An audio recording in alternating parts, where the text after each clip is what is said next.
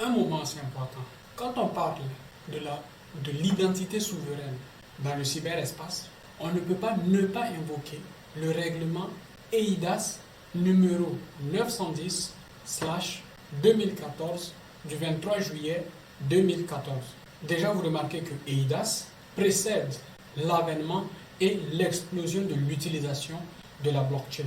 Or, le but premier de EIDAS, c'est d'accroître la confiance dans les transactions faites électroniquement. Et donc, l'idée pour le législateur, c'était de créer au sein du marché unique de l'Union européenne un climat de confiance où le client, le citoyen, l'entreprise et l'État pouvaient se faire mutuellement confiance. En ce sens-là, le règlement EIDAS concerne d'une part les acteurs du secteur public et d'autre part les prestataires de services de confiance. Que se passe-t-il lorsque apparaît un nouvel acteur qui propose la décentralisation de la confiance en la confiant non pas à un seul acteur centralisé, mais à de multiples nœuds décentralisés qui n'ont pas forcément besoin de se faire confiance parce que le système l'assure et un seul acteur, disons une entreprise privée spécialisée dans l'identification, comment ces deux entités peuvent travailler de concert?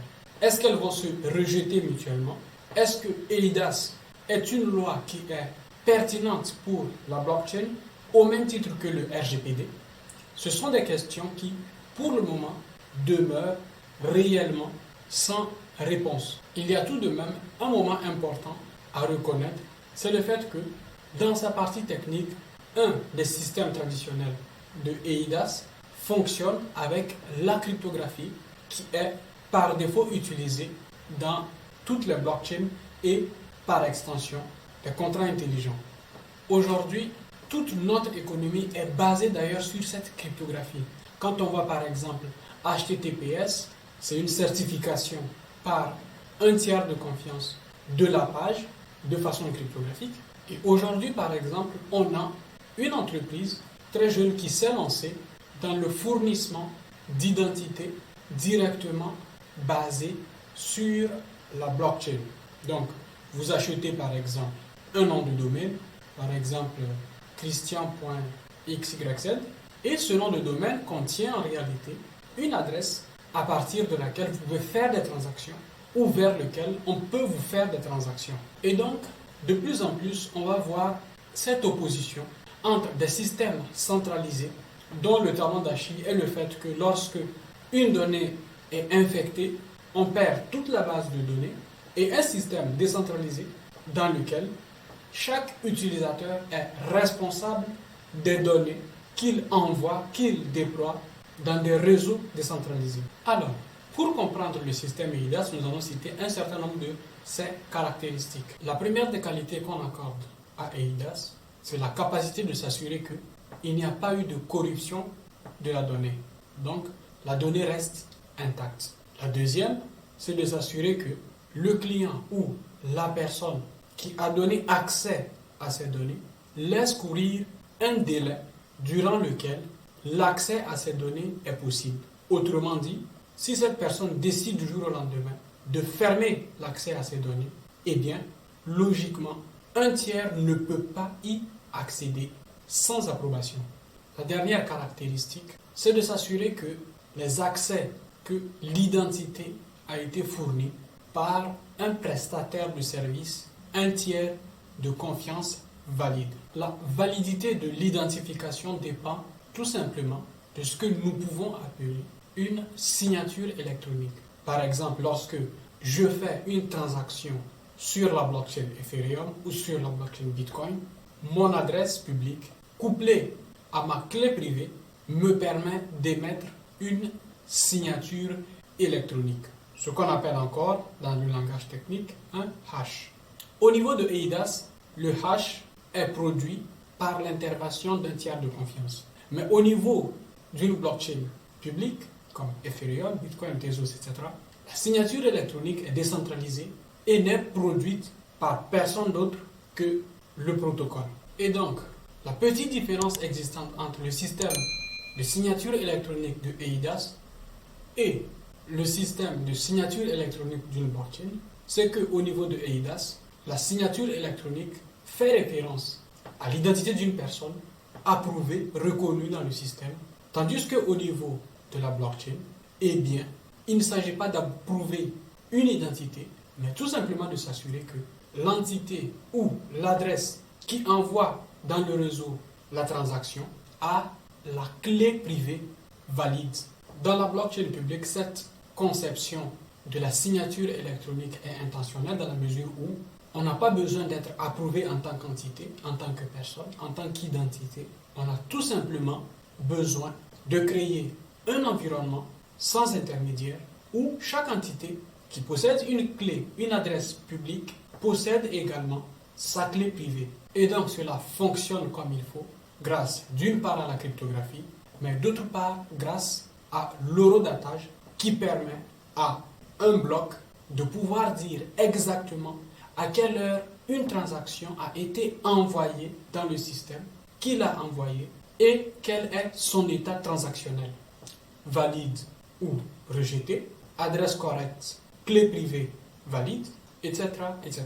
C'est d'ailleurs en cela que, à chaque fois que je dis qu'on a les systèmes de validation en preuve de travail ou en preuve d'enjeu, il s'agit en fait de combiner la cryptographie et l'horodatage pour créer cette signature électronique. À mon avis, jusqu'à maintenant, les prestataires de services de confiance traditionnels ne se sont pas encore prononcés sur le fait qu'il y a une recherche active qui est menée pour faire en sorte que la signature électronique issue de la blockchain puisse être également utilisée dans le cadre de EIDAS. Et par exemple, en lisant l'étude sur laquelle je me base pour faire cette vidéo, je me suis rendu compte qu'il y a pour le moment une seule entreprise, ou plutôt je dirais une start-up, qui s'appelle Selfkey, qui essaie de faire matcher la signature de la blockchain et le modèle proposé par EIDAS. Je reviens toujours sur le même questionnement. Est-ce que c'est pertinent d'utiliser EIDAS dans une configuration trustless? Ou alors, nous faut-il un nouveau type de règlement EIDAS, mais uniquement fait pour les blockchains? Prenons un autre exemple, la lutte contre le blanchiment d'argent. Étant donné que la blockchain, les blockchains publiques, Monero et Bitcoin, qui sont à un certain degré beaucoup plus anonymes que les blockchains comme Ethereum, qui sont beaucoup plus pseudonymes, comment faire respecter la lutte contre le blanchiment d'argent? Je vous avais dans une vidéo récente parlé de la Silk Road, mais il existe beaucoup plus de cas illicites d'utilisation de la crypto-monnaie pour blanchir des capitaux issus par exemple de la traite de personnes, donc d'esclavage moderne, mais également de commanditaires de meurtre et de certains stupéfiants interdits par la loi. Comment faire appliquer le règlement sur la lutte contre le blanchiment d'argent de façon neutre dans un système décentralisé? Un autre exemple, comment faire respecter la lutte contre le financement du terrorisme lorsqu'on ne sait pas qui est derrière l'adresse qui envoie ou reçoit de la crypto-monnaie? J'ai récemment fait une vidéo où je montrais en direct un exemple de cybercriminalité où un pirate ou un groupe de pirates avait pris possession d'un certain nombre de comptes YouTube avec un certain nombre d'abonnés différents. Ça pouvait aller de l'ordre de millions à quelques centaines de milliers de personnes et qui demandaient d'envoyer des crypto-monnaies, nominalement de l'Ether et du Bitcoin, vers les adresses que les pirates ou le pirate indiquaient, avec pour promesse de renvoyer le double au nom d'une personnalité publique connue, Elon Musk. Comment lutter contre cette forme de crime cyberespace? Et donc finalement on se rend compte que dans la plupart de ces cas-là, il devient difficile de pouvoir mettre en pratique des règlements écrits sur papier, surtout lorsqu'il n'existe aucune structure de gouvernance centralisée, Monero, Bitcoin, qui puisse faire accepter ces règles. Aujourd'hui et de plus en plus, les États permettent à certaines institutions financières, donc à des banques, de pouvoir stocker des bitcoins de leurs clients. Or, ces institutions financières sont dans l'obligation de fournir un KYC pour chaque détenteur de crypto-monnaie. La question que je me pose, c'est est-ce une bonne procédure ou tout simplement une solution de rechange temporaire?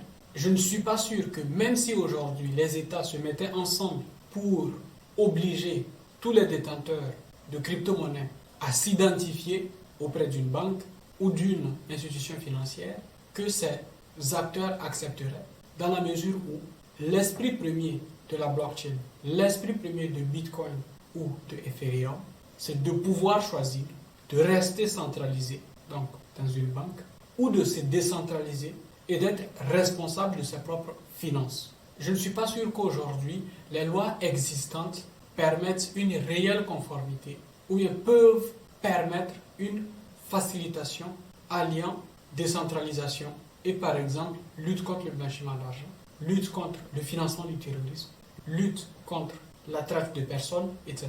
Je le dis parce qu'il n'y a pas encore une culture cyberespace, par exemple, dans les universités. Nous sommes encore coincés, ou du moins beaucoup d'universités, notamment dans les facultés de droit, sont encore coincés dans un monde physique qui est quasi fini, et donc le monde cyberespace est pour le moment un joli Far West pour qui sait le conquérir et s'y affirmer. Donc tant que les juristes ne se l'approprient pas, eh bien le cyberespace va rester pendant encore un bout de temps un Far West où le droit sémantique sera toujours de la poudre aux yeux pour les hackers qui, à cœur joie, continueront de narguer le législateur et de pénaliser le citoyen honnête. Je vous remercie d'avoir suivi cette vidéo jusqu'au bout. Dans les jours prochains, nous allons étudier un peu plus à profondeur quelques institutions de régulation, notamment la FINMA suisse, qui a été l'une des premières institutions financières au monde à prendre des dispositions concernant par exemple les crypto-monnaies, à qualifier un certain type de crypto-monnaie d'utilitaire. Et si vous êtes intéressé, je vous inviterai donc à vous abonner, à partager la vidéo si vous l'avez trouvée intéressante et à y laisser un pouce bleu pour l'algorithme. Moi je vous dis à demain pour une nouvelle réflexion.